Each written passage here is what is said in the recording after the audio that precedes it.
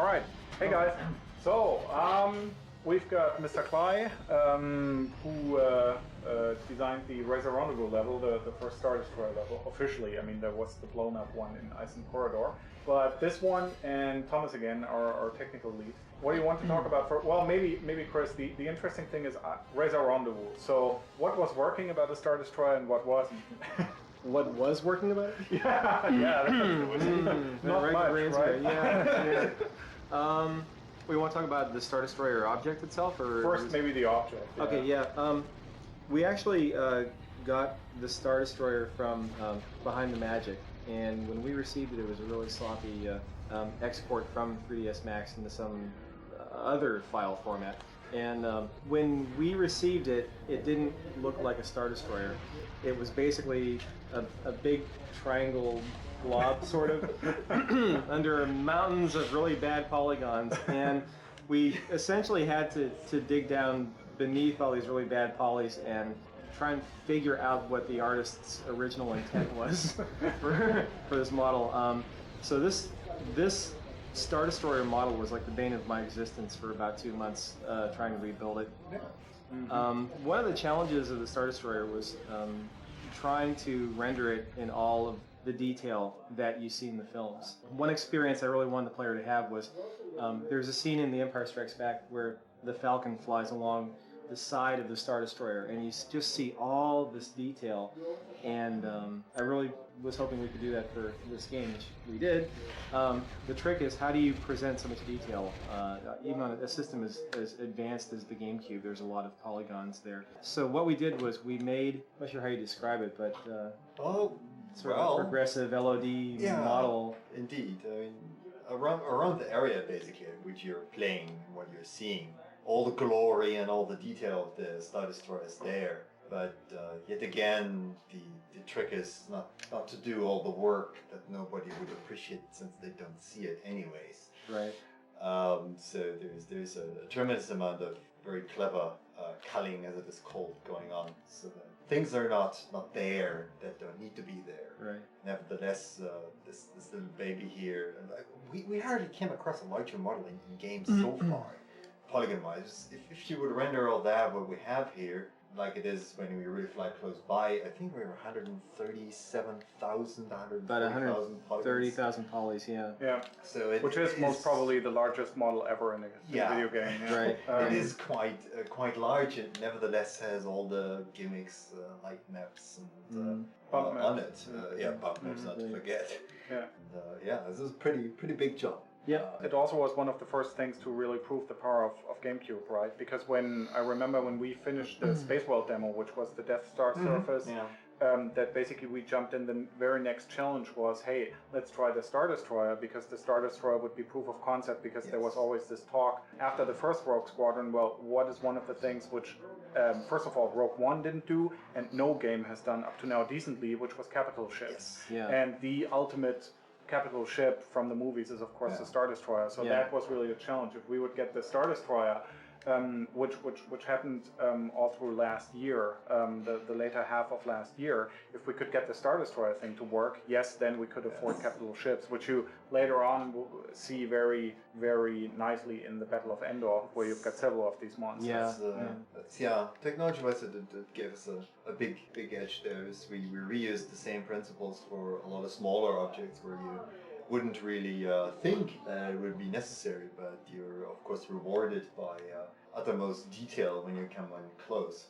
Aren't you even using it on the medical frigate, which is at the beginning of the level? Yeah. I mean, even that one, which is a, I think 13,000 polygon model, even that is fading out quite a bit of the detail dynamically. The cool thing about this was, I mean, it certainly forced me anyway to think differently about how LODs are handled.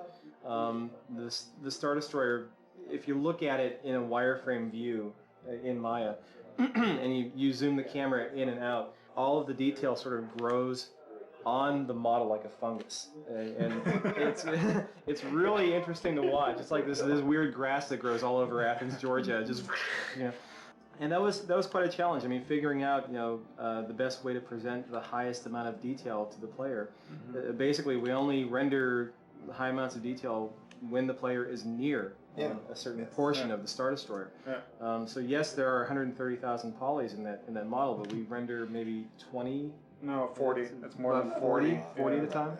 40 at a time, and it gets nasty when you're really close up. But then again, I mean, in Rendezvous, GameCube isn't challenged at this point in time that much anymore. Right. But L then later on in Endor simply plugged in 2 of these Star Destroyers, and suddenly you've got your 100,000 polygons right there. Next game we'll have a fleet of 10, 20, 30. He actually wanted to try 13. I don't know. Did he really? Memory-wise, Wow. yeah, he really wanted to. On the content side of Rendezvous, what is the challenge there? Because it's only one object in a level, so that's it. Well, first of all, it's a huge surprise because I suspect gamers have never seen anything like the Star Destroyer in any game ever. And Probably not. when the mission opens, it's just not part of the mission objectives. It's not part of the mission parameters, so you don't expect to see it. And the level opens, and boom, here you are against this juggernaut with guns blazing, and it's really hard to approach it, which is why it's such a great mission for the B-Wing, because the B-Wing is, in Star Wars lore, a capital ship killer. It has lots of guns blazing. It's a really sturdy ship, can take a lot of punishment. So that gave us a chance to present the B-Wing, which I don't think we had done prior. So what's happening in this level is the mission is to escort a blockade runner to Rebel Command. And as you arrive on the scene, it's been overtaken by the Star Destroyer. So the trick is to disable the Star Destroyer before it can hyperspace out with the blockade runner, while trying not to destroy the blockade runner in the process. And there's a lot happening. There's lots and lots of guns on the surface of the Star Destroyer model, and we have about, I think, like 27 groups of about 3 TIE fighters, 4 TIE fighters each going on. So there's a lot of TIE fighters, more than I've ever seen up until this point. So, How about sound? Because sound is very very impressive in this level. So how does the multi-channel sound work? The TIE fighters actually presented more of a problem to sound designer Rudy than you might imagine, because there are so many. Why did you put that many TIE fighters in there? he told me to. I just do what I'm told. That's what his fault. Good. Now we know. No, actually, it isn't so far as a problem because it is so many, and the sound is so aggressive, so that you have a hard time mixing it.